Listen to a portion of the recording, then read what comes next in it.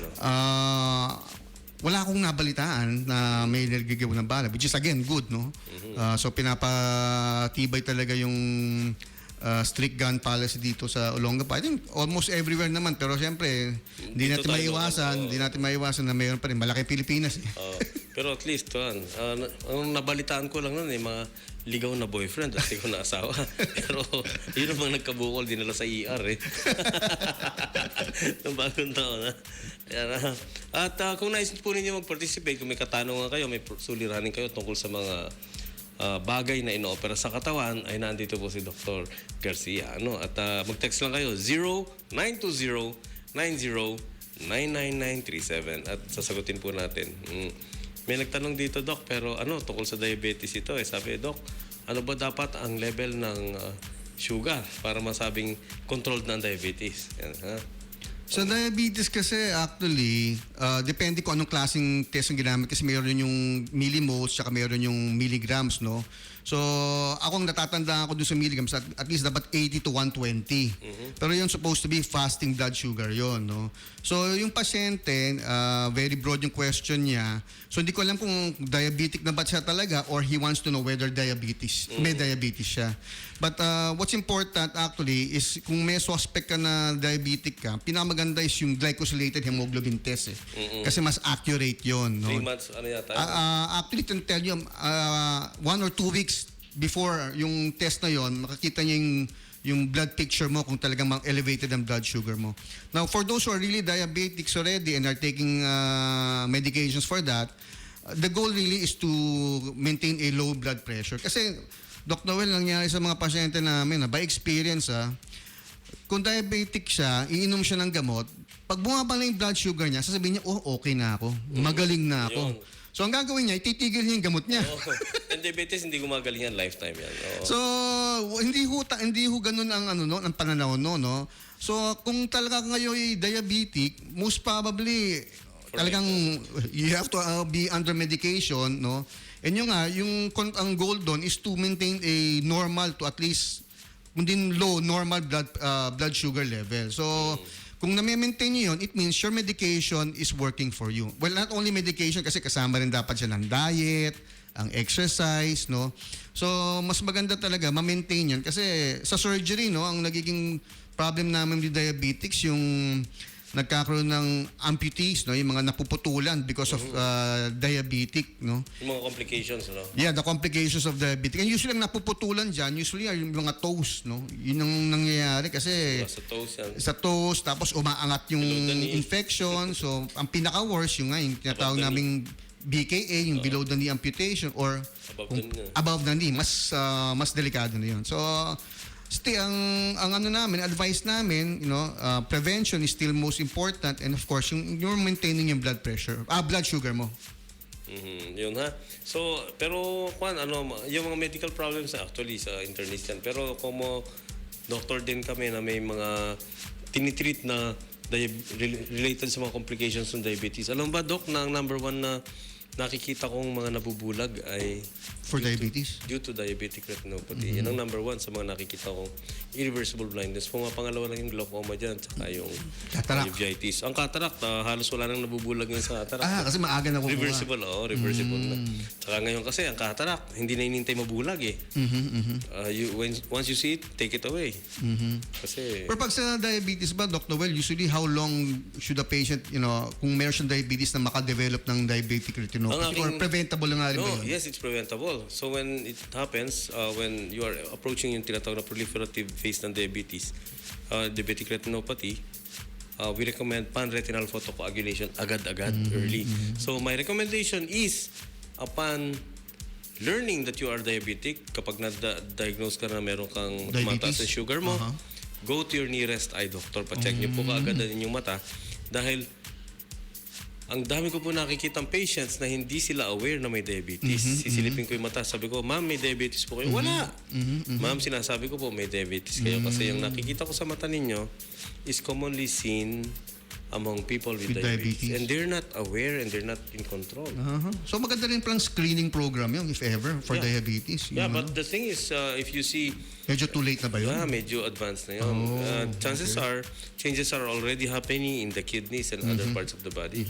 So, yun po, tandaan natin yun. The moment na diagnose kayo may diabetes, magpa-general exam na kayo. And one of them is eye check-up. Oh. At incidentally, yung asawa pala ni Dr. Gigi Garcia, si Dr. Alucci, ay isang Ophthalmologist din. At siya ay very active sa public service dito sa atin. Nanunungkulan si Dr. Ano siya ngayon? Consultant siya sa ating hospital dito. Dito sa James Gordon and sa Our Lady of Lourdes. Yes, Consultant din po siya doon. At Doc, ito may tanong dito. Ito naman, tama-tama sa bukol. Doc, yung nanay ko po nagkaroon ng bukol sa kilikili. Okay. Nung buksan, sabi, sa suso raw po galing. Nangyayari po ba yun? May May connection ba? Hindi, ibig sabihin mets, metastasis yun. May connection ba? Actually, yung sa tanong niya, no, so Sa kilikili na yung bukol. meron na pa, yung mother niya, may nakapangbukol na sa may kilikili at nung nagpa-opera siguro, napa-biopsy, lumabas na may related daw sa breast. Actually, pwede ho yun. Pwede ho mangyari yun. Kasi sa babae, anatomically speaking, mayroong tinatawag natin na axillary tail of Spence. Meaning, yung suso ng babae, may buntot ho yun na sa may kilikili pupunta. At doon rin po doon sa kilikili, doon ho yung tinatawag nating lymph nodes o kulani. Nagde-drain yung... Doon pwede pumunta. Kung minamalas yung pasyente at nagkaroon ng cancer cells, pwede hong pumunta yung cancer cells doon. So, actually, to make it, lahat po tayo sa kilikili, normal hong may kulani. Normal yon, Doc Noel, no? It's normal. It becomes abnormal only when it becomes palpable or kaya kung nakakapa. Like in this case, sa mother niya, for some reason, although hindi ko alam, no, kasi yung kwento lang niya, may bukol sa kilikili, dapat matignan rin kung may bukol sa suso yun. Kasi kadalasan, mayroon. Very, although it may happen, pero very unusual yun na walang bukol sa suso, pero mayroon sa kilikili. Pwede mangyari, pwede rin yun. Yun nga, sabi sa susuro pala na. Yun, so, talagang meron. No? Talagang meron ho yun. At pwede ho talaga yun. Pwede ho yun. So, ang maganda ho doon, dapat mausisa kung anong klaseng bukol ang nakita doon sa suso para mabigyan pa rin ng karapat-dapat na treatment doon. So, yun po ha. You can text your questions dito 0920-909937. Doc, yung pong naputulan ng toe na diabetes, pwede bang i-transplant? Transplant? Kasi conscious nanay, pero weak na rin mata. Dami, sakit nun. Well, pag naputol na po yun. No? Hindi na ho natin matatransplant. Ano siguro ang pwede prosthesis. Pwede po yun. Pwede po yun. Pero dun sa prosthesis naman po kasi, ang pinaka-viable at saka pinaka-user-friendly is yung pag-amputation ay yung below the knee. Yung tinatawag na BKA, no? So, below the knee amputation. Marami hong gumagawa ho niyan. So, actually, there was, if I'm not mistaken, Doc Noel, sayang, no? Di ako magkakamali kung it was, I think later part last year, may mga nag-donate nga ng prosthesis. Oo. Ang nag-spearhead nga doon, alam ko, yung ating First Lady, si Ma'am Cynthia, pero ang kasama niya doon, yung sister ni JC Robredo. So, pumunta sila dito, nagsukat sila ng mga prosthesis. At karamihan nga yun, for diabetic patients. That's good, Hopefully, kung may maulit, i-announce natin. Sayang. Para makakuha, Yan. Doc Nai Show, may natututunan. Yes, correct. I'm also diabetic. Juan Dizon of Kalaklan. Kalaklan siguro. Okay, salamat po Mr. Dizon. Si Jimboy Marquez is asking, Doc, yung pong nababalian ng braso at may bakal, hindi ba magiging abnormal ang paglaki nito? 17 years old. 17 years old. So, hindi ko lang kung sports related yan or industrial, or vehicular accident. Well, pag sinabing may bakal, yun ang layman's term bakal, pero actually implant, well, it can be an implant, Titanium or plate. either plate or pins, no? So, very broad rin yung very vague yung ano niya. Ang suggestion ko dyan is, since malamang na-opera na ng orthopedic yan nalagyan na ng bakal, is to inquire dun sa orthopedic niya. Yung mga bakal naman kasi yan, depende. Usually, iba, they put it in place for life. Yung iba naman, tinatanggal. Saka kung 17 anyos na, most likely yung ano niyan, nasa full grown na. Oo. Ngayon, kung ang pagkaalam ko diyan, pagka tumama sa may bone, sa epiphysis, yung sa dulo, yung growth center pa, maaaring maapektuhan yung growth. Pero kung malayo naman, ibig sabihin nasa gitna ng buto yung bali, maaari pa mag-grow yun. So, hindi pantay ang laki. I-rehab po yan pag hindi nagpantay ang laki ng muscle. Ang problema rin kasi diyan, sometimes talagang... Nag-atrophy. Hindi, tsaka yung explanation nga namin sa mga pasyente namin ganyan, is that usually pag ganyan, chances are you cannot expect it to be the same as before. May tama. Kahit anong sabihin natin hindi na talang magiging pareho yan nung ang problema kasi nga, kung sa arm yan nangyari, syempre, may basis of comparison siya, kino-compare niya yung kabilang yung hindi na-apektuhan, di ba? So, normal, talagang mako-compare nyo. Pero yun nga po, kadalasan, hindi na magiging pareho yan. Iba, kasi nagkaroon na ng trauma, na-operahan na, nalagyan ng bakal. So, you cannot expect it to be 100% as the same as your other arm or the other extremity. Ayan. Sabi ni Annabel, Doc, ask ko po, gaano po kadalas ang check-up? May lumps ako nakita sa aking breast. 23 years old, Annabel. Lumps. May lumps sa breast. Okay. It's best, although you're 23 years old, it's still best that you see a doctor just to make sure. Although we would like to, kami mismo ako personally, I always like to educate our patients na just because you have a lump in your breast doesn't mean that there is something abnormal. Kasi normally may mga pasyente talaga mayroong physiological lumps. So, one yun. Pangalawa, hindi lahat ng bukol sa breast, not only cancers, na kailangang operahan. Hindi automatic yun na pag may nakita kang lump sa breast, ay nako, ooperahan to. Hindi ho lahat. That's why I always advise my patient, if a doctor or a surgeon would advise you to have it operated, I don't see any reason why not to seek a second opinion. Kasi nangyayari sa akin yun Pupunta sa akin yung pasyente, may lump sa breast. Hindi niya sinasabi. Sinasabi ko, kung ako yan, sa akin, pwedeng hindi mo natin operahan yan. Pwedeng may room for observation. Pwede natin obserbahan. Tapos sasabihin niya, kasi Doc, nagpatingin na ako sa iba Gusto operahan kagad. Sabi ko naman, rin-respeto ko yung isang doktor na yun, di ba? Pero ang ako tatanungin mo, pwedeng hindi pa operahan. So, syempre, yung option, bibigyan mo sa pasyente yun. Kasi hindi naman katulad ng ibang cases na talagang may indication to remove. Pagka medyo duda.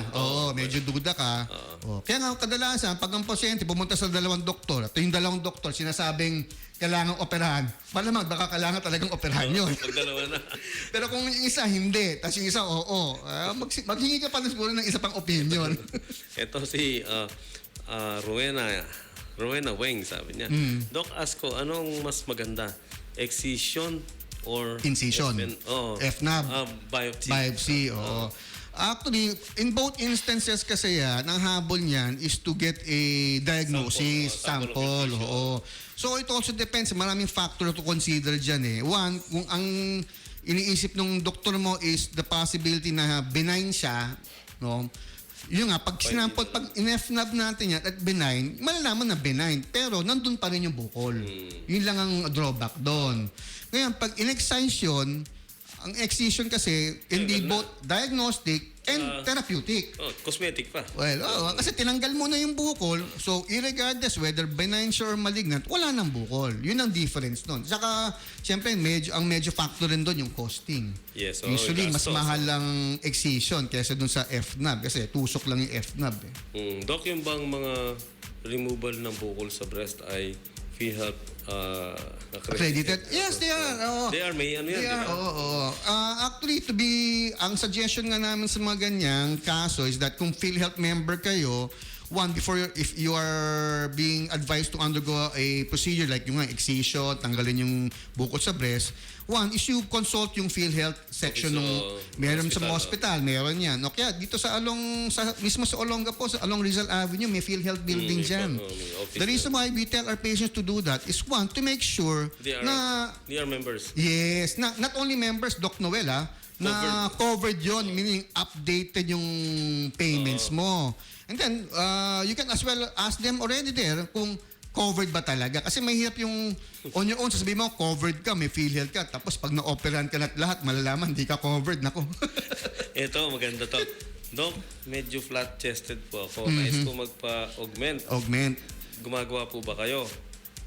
Ako personally, hindi ako gumagawa niya. Kasi usually plastic surgeon ang gumagawa niya. Question number 2, PhilHealth accredited po ba yun? Unfortunately, hindi siya I don't think PhilHealth accredited kasi more for cosmetic purposes Number yan 3 question, nag-examine po ba kayo kung kailangan talagang lagyan? Actually, yung kung kailangan talalagyan, ano yan subjective yun Kasi may ibang patient, may ibang babae, flat-chested, happy sila doon, contented sila doon. Kumbaga, they're contented with what God gave them. Diba? But as I said, to each his own yan, or to each her own yan. Kung ikaw mismo, you feel na it will be better for you, give you better confidence, then ang nagiging problema lang doon yung cost kasi medyo mahal ngayon yan pag nagpalagay. May gastos, may implant yan. Kasi yung implant lang, if I'm not mistaken, it can range from at least we're just talking about the implant. It can range from something like 30 to 50,000. Implant pa lang yun. Mahal pa lang. But buti you ask me, Dr. Well, I would like to advise our patients, especially mga babae, kasi may mga iba nag-i-inject. Yung injection? Hindi, may ini-inject silang foreign substance na we would like you we would like to warn you not to undergo those procedures. Injection? May gumagawa no. Ini-inject nila para magkaroon ng hump. Sabi namin, hindi advisable yun. Oh my. It has happened and unfortunately, yung consequences nun, actually, nagpa-opera yung pasyente, gumastos pa siya. Pumangit pa. Nawalan pa yung linigay sa kanya. Mas mahirap po i-treat yun. Kaya ina-advise na May nakita ko nag-inject na Vaseline sa sa ganyan. Sa ganyan din. Tsaka yung gusto Actually, gumagawa naman doon kadalasan. Hindi naman doktor Yung nga, unfortunately, they're not naman really hindi lang sa licensed. breast, hindi lang breast yung nilagyan niya, pati yung penis ng lalaki. Nilagyan ng Vaseline para lumaki. Oo. Lumaki nga, pero hindi na magamit. Yun na. So, na-defeat yung purpose niya. at naging candidate pa for amputation Mas dahil mahirap yun. Mas mahirap. nagkaroon ng infection. So, huwag po kayo nagpapalagay niyan, ha? Ito naman, puro plastic tanong nito. Ito naman, sa nose ba? Sa rhinoplasty. Rhinoplasty. Ito naman, nagtatanong, magkano ba inaabot? Ang rhinoplasty? Si Actually, it all pagdating kasi dyan, depende kung saan mo papagawa at sino yung gagawa. But ang ballpark figure, kung medyo decente yung gagawa, it can outpatient yan It can cost maybe from 40 to 50,000 Oo. So it all depends on who's gonna do it and what they plan to do on kung anong klaseng procedure ang gagawin dyan. Kung may lalagay ba ng implant dyan or magagraft ba sila dyan. Doc, I had breast implants. Ito maganda, tungkol sa breast breast implants. Dali, natapunan. Dali, napasukan ng ibang text So, baka ma-virus yung ano. Dumadating na yan. Ito, Doc, I had breast implants ito. Meron siya. 7 years ago. Okay. I read over the internet na pwede raw po maging source ng Cancer yan? na Oo. nababagabag ako. In-examine ko naman po everyday. Wala naman po ako nakikitang changes. However, it keeps coming back on my mind. Na pag minsan daw namamask ang bukol because of the space na between the lump and the skin. Natatakpan ng implant. Actually, yung pinaka-best dyan, she didn't mention how old she was, no? Wala. Mindy. Mindy lang. Ang maganda dyan, kasi yung nga, mayroon ng foreign body doon So, and sometimes, to be very... It can mask. it's possible. That's why, ang advice namin dyan, short of doing a physical examination by Palpation. by physician, kasi minsan pag ikaw mismo baka subjective ka, ang next best thing doon pwedeng i-ultrasound yun eh. Ultrasound ng yeah, breast. yeah. Oo. I don't think I'm not so sure about mammogram kasi mammogram iniipit eh. Kung may implant ka doon, baka Ganun ipit din, it might cause some ano there. So Siguro yung ultrasound, walang problema ang ultrasound dyan. Siguro yung nabasa niya sa internet is tawag dito, yun ang posibilidad na magkaroon at ng mamask. cancer. Well, nagkaroon dati ng controversy yan with regards dun sa implant na linalagay. But so far, I think Silicone are safe naman yata, no? Tsaka yung mga water-based, no? basta as long as FDA approve yung mga linalagay ng mga surgeons dyan, then there should be nothing to Okay, be no? worried about. Oo. Ito, Doc, yung aking best friend na implant sa Japan while we were still working doon, nag-leak po yung isa. Ano solution? Saline. Saline. Okay. Baka saline yung laman, no? Kung nag-leak yan, ang naging Flatten. madi-deform. Flatten. So, we don't know whether na-seal ba siya. Minsan kasi kung maliit lang yung leak, no, pwedeng totally ma-seal siya, no? So, maganda, no, consult siya sa plastic surgeon. Although we have very good plastic surgeons here. You don't have to go to Japan naman just for that, no? And then they can advise you whether they have to replace it, or if you can live with that, no? Then so be it. It depends kasi kung gaano katalaki yung leak niya eh. Yun ang problema doon. Ito, Resty. Doc, pwede ba alisin? I am bothered by my wife's implant. Implant? Pwede tanggalin pag-usapan yun. niyo yan. Pag-usapan niyo mag-asawa. Oo. Pwede mo alisin eh. Pwede alisin yun. Yun lang nga, it's another cost kasi gumastos ka nga para Sabi ni Resty, palagyan eh. Oh. minsan natutulog, gusto kong tusukin ng tinidor. Wag naman yun. Wag yun. You're doing more harm than good doon. Pero siyang LOL. Sige, Resty ha. Kilala ko to eh. Johnny Go is asking, Doc, yung pong bato sa bato. Bato sa bato. Pwede bang tanggalin under laser? Ang bato sa bato, ang bato yata Baka kidney eh. yeah, oo. Actually, hindi laser. Well, yung laser kasi layman's term yun for... Actually, ultrasonic yun eh. The proper term na is what we call yung ESWL. Yes, Shockwave lithotripsy.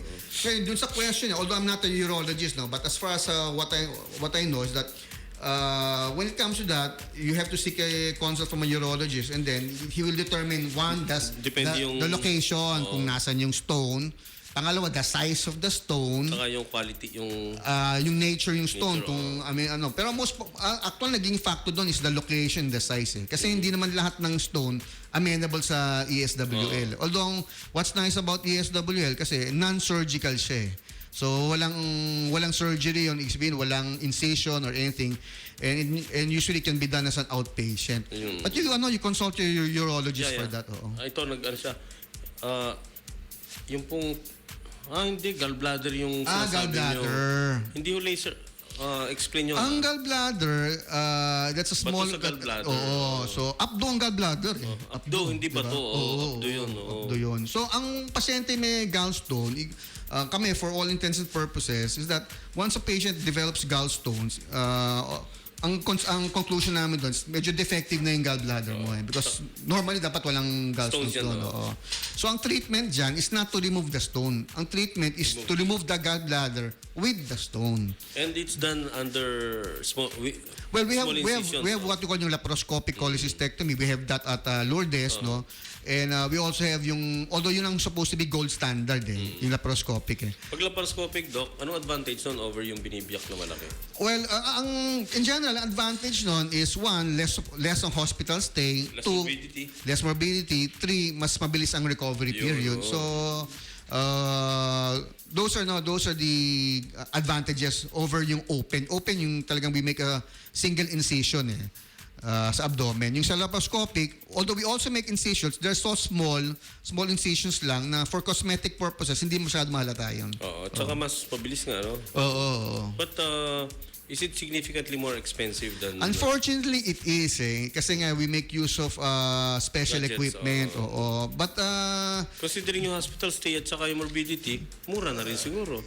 if you're gonna put that in consideration, it's very small na lang ang factor doon Actually Cost-effective sa na, no? PhilHealth nga, Doc Noel either the Pareho compensation we get there, whether lap or open, it's just the same. Pareho lang. Oo, hindi nagbabago yun.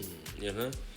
Yan, si Amor is asking, Doc, pwede mo mag-apply sa hospital? Ito, meron dito, Amor. It depends ano mo ina-applyan niya. So, we're hiring sa accounting staff, okay? At Amor is a nurse. Sige, kung okay. magpass ka rin ng resume mo doon sa may joke pa nga si Amor dito. Totoo ba na maganda lang hinahire ninyo doon? Yes naman. Hindi baling bobo, basta maganda. Ang ibig sabihin, maganda siya. So, sana. Most likely, sana. Amor, sige, guy pala si Amor. Guwapo. Guwapo. Ayan na. Doc, yung aking anak, 17 po, ayaw niya po talaga magpa-circumcise. Ano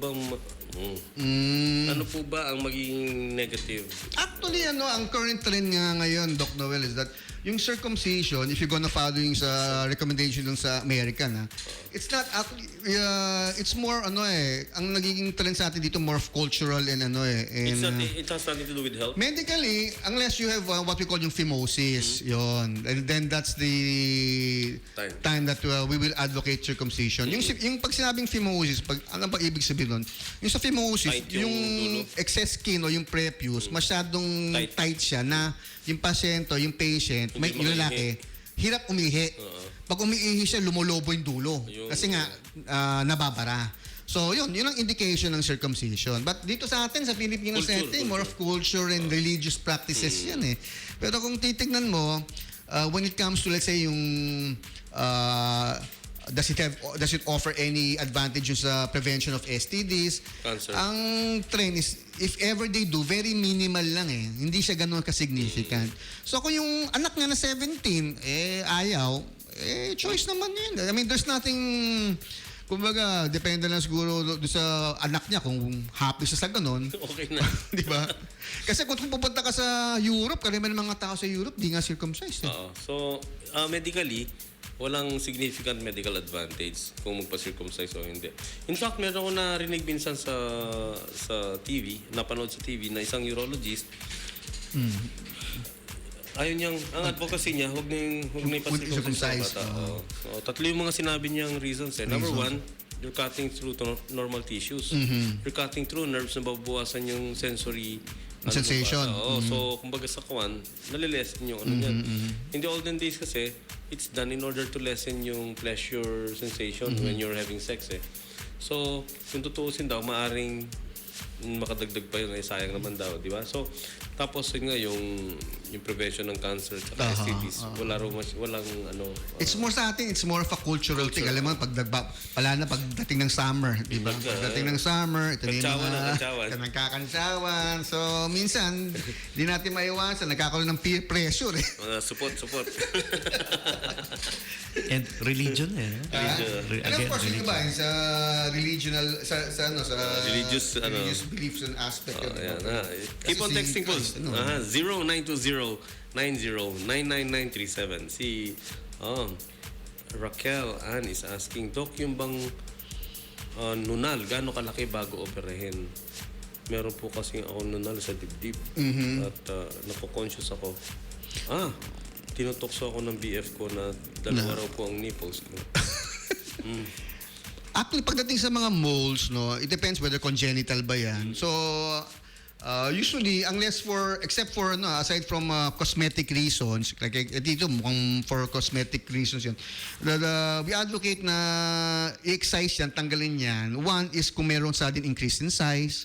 Pangalawa, nag-ibang color. Third, pag nagkakaroon ng bleeding episodes, kasi yung mga moles na yan, nandiyan palagi yung possibility that they may become cancerous. So those are the reasons why we will advocate removing them if you have these reasons. Aside from cosmetic, like in this case sa kanya, ang concern niya is that natutokso nga siya. So mas maganda matignan pa rin ng doktor yan kasi ang drawback dyan is that depending on the size and the location is that right now you have a mole. Ngayon, if you have it removed, and depends on how they remove it, usually you end up either with a scar. Yun ang Scar problem doon. Oo. Ngayon, if you can live with that scar, then go ahead. The Oo. scar should be less than the lesion. Yes, ideally. Kasi you're just replacing one with another. Oo. Oo, ha? Pagka yung boyfriend mo, reklamo na reklamo pa, palitan Palitan ng mo. boyfriend. Ayun nyo nga yun. One nipple is good, two is much even better. Di ba? Naughty yan, ha?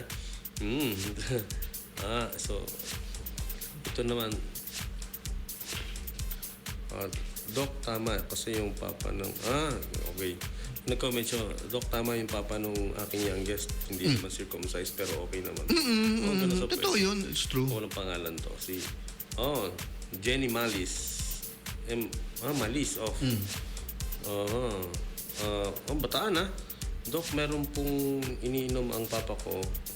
Gamot daw po sa bukol sa atay. Sa liver yan. Sa Tanggalin liver. po yung atay. Natatakot kasi madugo raw po. True. Kasi nasa lobe. Nasa lobe daw po ng liver yung bukol lobe. So, siguro one of the lobes. Is it really helpful? Kasi binasa ko ang content, it's glutathione. Di ba Pampaputi yung glutathione eh. Oo. gamot din ba sa liver? Ano yun? Personally, I'm not aware kung if it has any effect dun sa liver per se. With regards dun sa problem nung sa father niya. No? Theoretically, glutathione is an antioxidant. And in the olden days, it's been used as an liver enhancer. Really? Oh. But ewan ko na kung Antioxidant. So. depende dun sa yung sinasabi nung anak niya yung kanang bukol sa bukol. Oo, I'm not so sure about that. So maganda, paano yan? I'm sure yung doctor dyan, sasabihin ko ano yung nature niyan. Is it cancer or... Yes, oo. Pero glutathione has been used for the longest time ng mga may CA dyan or may cirrhosis. Sabi, in the hope na makatulong ma-preserve yung natitirang cells. Cells nila. Glutathione kasi, antioxidant yan eh. Yung pagputi, Kumbaga supposedly parang side effect lang yan.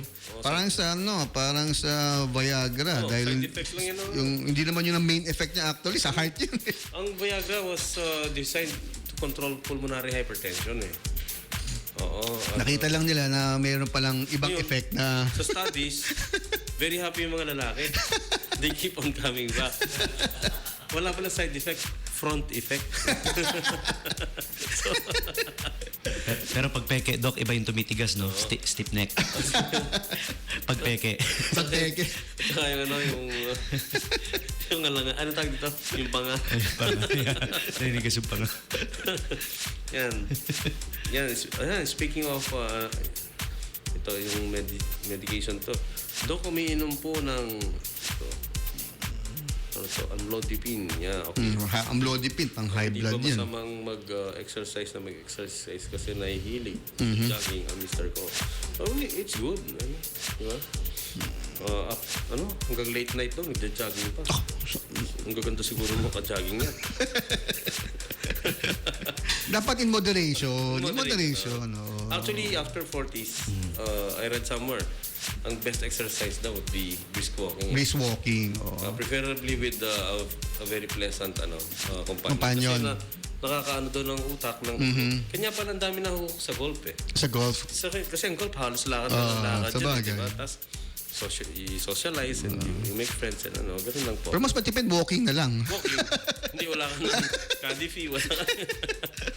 Walking is just fine. Yan. Ito naman, bukol din sa talampakan. Dok, ano dapat gawin dito? Kasi lagi yung nagkakabukol ang papa sa talampakan. Sumasakit minsan, lakad. Baka naman ang kakalyo na yan. Bawal siya kumain. Bakit bawal seafood? Baka Baka uric acid. tofay. Oo. Pwedeng baka tofay yan. Ano yung uric acid? Uric acid. Oo. Munggo. Ito, tama. Munggo seafoods. Kung po yan, yung pong naiipon na uric acid crystals. Kasi may mga tao na hindi nakakapaglabas ng uric acid. Nag-accumulate. Nag-accumulate po ngayon yan. So, pinainom ng gamot yan. Yung mga... Allopurinol. allopurinol para masakit nga po yan. Kasi parang imagine nyo, parang mga bubog na naipit doon. Ha? Sa papa. Ito naman si Jill Martinez. Doc, saan po pwede magpa-exam? Ayan, saan pwede magpa-examine kay Dr. Gigi Garcia? May clinic tayo sa sa Lourdes, sa ground floor. So nandun ako every Thursday ng 3 to 4 p.m. Oo. Yeah, It depends kung anong papatingin niya. Pero as I said, kung surgery, actually ang maganda doon sa atin, Dr. Well, maraming specialties doon sa ground floor. Marami tayong mga yung mga may problema, mga bata, may pediatricians doon, may cardiologist, may internist, may ortho. Kompleto. Oo, si doktor ay sa surgery, ano? At yes, PhilHealth accredited po si doktor. Ito. Doc, naoperahan na po ako ni Dr. Garcia III. May deterred pa. At tinulungan, meron po kami. Nag-mission daw kayo dati. Siya po ba yung mestizo na chubby? Thank you dun sa chubby, ah. Buti nga chubby. Opo, siya yung mestizo. Ayan, ha? Ano to ang pangalan niya eh? Glenn Galang. Siguro sa mga missions niya, Brad, na ano niya. Hindi, kasi remember, Dr. Noel, pag nag-anniversary tayo Yes, sa Lourdes, nagkakaroon tayo ng mission na minor surgeries. Well, I don't know if he or she is one of those lucky recipients. Kayo po ba tumutulong pa doon sa mga indigents na may mga bukol-bukol dyan na wala namang kakayahan magbayad kundi PhilHealth lang? Yeah, oo. As I said, kung actually, kahit nga walang PhilHealth, nagagawa natin ng paraan. So, yeah. Ako sa tagal ko ng practice dito, Dr. Well, sa Olonga po, I always tell my patients, kasi nagiging number one reason nila sa pag may nakita mo, pera, wala. Sabi ko, alam mo, sa totoo lang sa akin tingin ko hindi ko matatanggap minsan na yun ang dahilan. Kasi may paraan. Kailangan na ng konting sipag at konting tiyaga. Pero maraming pwedeng tumulong, marami tayong malalapitan para maasikaso yan. At isa po si Dr. Garcia dito na narinig nyo, hindi lang minsan nga kahit walang PhilHealth, natutulungan niya rin po yung mga may mga bukol-bukol sa katawan dyan o may duda kayo na maaring ito masamang tumutubong laman dyan, dalhin niyo po sa kanya. May clinic po si Dr. Garcia sa Lourdes every Thursday 3 to 4 ng hapon. Ito naman, Romel C. Doc, tulong ka pa ba sa mga teachers? May katarata. Opo, tuloy naman po. Tinutulungan po natin yan. May katarata daw yung nanay niya, patulong. Opo, yes. At hindi lang po ako tumutulong niya, pati yung mga kaibigan nating mga eye doctors dito ay tumutulong din po. Si Robert Panay. Doc, true ba na yung Jejemon po. Robert, pakitext mo ulit yung Jejemon ba? Jejemon mo kasi. Hindi kaya ng phone yun. Hindi kaya i-correct yung Jejemon. Mahirap. Pagkano mo Dapat high-tech yung phone mo para yan na. Lilibet is asking, Doc, how long ba dapat magpa-check up? Natapos na po ang surgery ng nanay 2 years ago. Sabi nila po, mod RM. Ano yung... Baka modified MRM. MRM siguro ginawa. Oo. Wala ng breast. At yun nga. MRM nga siya. Pwede ba lagyan ng artificial na silicone pads? Hindi ba makakasama yun?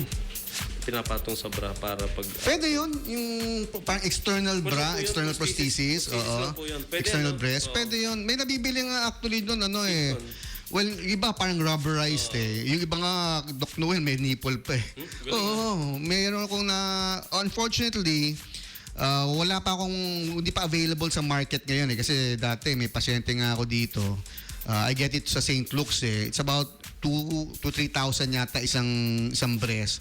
Pero what's nice about it is that when you put it on, ang maganda kasi doon, if you're gonna notice it, yung mga pasyenteng post-MRM, most of them wear only mga blouse mga loose shirts. Kasi ayaw lang mag-t-shirt kasi nga mahalata, obvious masyado. Pero yun, maganda, pag linigay mo yun, mapapantay, hindi mo halata. May pasyente nga ako, na-meet ko about maybe 2-3 years ago, kinamusta ako. Hindi ko siya namukaan Dahil sabi ko, ano ginawa ko sa'yo? Doc, remember yung sa breast? Sabi ko, talaga? Kasi naalala ko, bumili nga pala siya noon. Ang ganda. Hindi mahalata. Tapos pag nasagi mo, kanya, natabihan, nasagi. Ang lambot, parang totoo talaga. Mukha na nanagi ka nun. Alam mo, Willie? Hindi, pero it builds their confidence. Yeah, Yun ang oo, maganda yeah, doon oo. eh. It Pwede builds their po. confidence. So, yan. Yun lang nga, I don't know if it's Build still, it, pwede. I don't know na kung meron pa. Pero meron sa market yan. Actually, pwede mo nga niyang i-google yan sa internet eh. Yes, para ano ha. Ay, Doc, alam mo, saya-saya ng ating mga discussions, pero siguro, couple of questions more, ha? Sabi niya, Doc, ilang araw nako-confine kapag laser ang pag-alis ng bato sa abdo? Hindi yung laser yun, lap colian lang. Kasi On the kasi average, nasabi on the niya, average, usually 3 days. 3 days 3 lang, days yan. On the average yan. Ha? Ito pa. Doc, yung pong appendicitis may peklat ang gilid. Yung Yung scar niya. kasi balak mag-join sa Bikini Open. Na-opera na ba siya? Hindi pa. May peklat eh. Oh. Actually, kung may peklat yan, the most we can do talaga dyan, for whatever it's worth, may mga nabibili yung ano eh. Makeup na lang. Hindi, maliban sa makeup, may nabibili pang scar. Pero actually, talagang pag nagka-peklat, kadalasan peklat na eh. Malas lang siya, ewan ko saan siya nagpa-opera. Pero kasi dito sa amin, dito may ginagawa yung mga ibang doktor dito. Mayroon tinatawag na olongapokat eh. Bakit? Pambikini talaga? Pag suspected appendicitis yun, mababa at maliit lang yung hiwa, hindi mahalata. Parang bikini cat. Talaga? Oo. Kasi, Doc, ang alam ko lang yung German cat. Pero may alaga ako, Persian cat. Yun lang ang ano doon. Pero, tingnan natin. Patingin siya sa derma. Tingnan natin kung anong magagawang ano doon. Kasi kung doon siya sa anatomical position hiniwa, talagang kita talaga. Hindi makikita ko kung one piece lang. Kung one piece, hindi kita yon. Tago eh. One piece. Lahat, oo. Sabi niya, Doc, send ko sa Viber mo ang aking... okay, Ang picture. I-send mo, Hindi, para malaman natin kung pwede Kayang kumagawa ng paraan. kung pwede siya sa Bikini Open. Sa Bikini Open. Para ma-evaluate namin ni Dr. Gigi Garcia. Baka mamaya, didesign natin ng swimsuit yan para matago lang yung ano niya. Oo, ha? At alam mo, ang saya-saya ng discussion natin, Doc. And kahit pa paano, sana may napulot kayo sa ating mga question and answers ngayong umaga tungkol sa ating kalusugan. At Doc, baka meron kayong mga panalitang iwan natin sa ating mga listeners ngayong umaga. Well, as always, surgery, prevention pa rin ang habol natin. Sabi ko nga po sa mga pasyente natin, kung meron kayong nararamdaman, wag atubili magpatingin sa kagad sa doktor habang maaga pa para meron rin kayong peace of mind kung yan bang nararamdaman nyo something na kayang i-treat medically or kailangan bang operahan kagad. At sabi ko nga po, sa panahon ngayon, wag hong isipin na dahil kulang sa pera o kapos, hindi magagawa ng paraan. Hindi po. Marami ho tayong matutulungan dyan. At kung nais pong makipag-appointment sa inyo, pwedeng tumawag sa 222-9011-213. Ayan po ang hotline ng Lourdes at pwede kayong i-link kay Dr. Garcia for appointment or what. Ano po? At hanggang sa susunod na linggo, ito po ang inyong lingkod, Dr. Noel Husay Laksamana, kasama po si DJ Tom. At ngayon po ang ating dalubhasang panauhin ay si Dr. Gumersindo Gigi Garcia III. Magandang umaga po sa inyo lahat. Thank you. Thank you rin po.